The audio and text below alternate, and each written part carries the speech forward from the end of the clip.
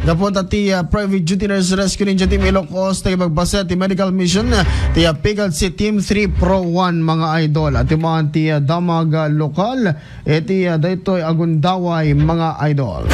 IFM News. IFM News. Lokal. Nakipagpasa ti Private Duty Nurse Rescue Ninja Team Ilocos iti may sa kadagiti na daklan ang medical mission ngayon dalawang ti Picad si Team 3 Pro 1 iti barangay Tepeng Sinait Ilocos Sur.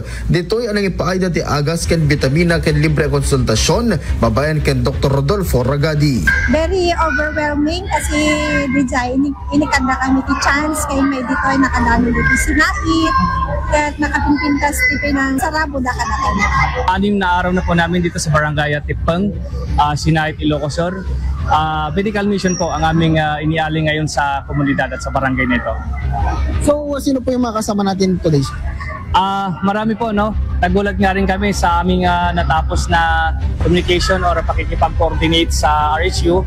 Andito rin po ang Rescue Ninja na galing pa pong Ilocos Norte. At andito rin po ang RHU, Sinait.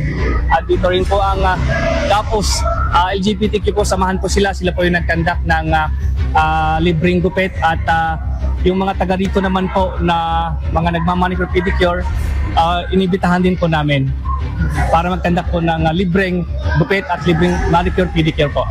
Dito'y abimisita pa ni Police Lieutenant Colonel Catalino Gadja Jr., Unit Chief Picado TIS PPO. Nagpapasalamat po kami dito'y members ni PCADC, Police Community Affairs and Development Force natin for organizing this. And of course, ang ating mga stakeholders, ating mga partners like dito po yung ating Private Duty Nurse Rescue Ninja Team Ilocos, and of course sa ating RMN, sa ating media partners para po sa coverage ng program natin. Mainaig iti daytoy ket nagyaman ni Kapitan Ferdinand Lacuesta iti nasa o barangay. Ato no dati nga narami dati ti lugar mi asar ka nakapimpintas ken nagtakkel na tulong kanyamin ta mamaruti kas nga ba barangay nga umayan dagiti apo nga kapulisan tumulong ka diti pada nga malikasa. So dati ka diti kauna nagundaway abo kapitan nga nagisayang kat ti PNP ditoy lugar tayo the outreach program.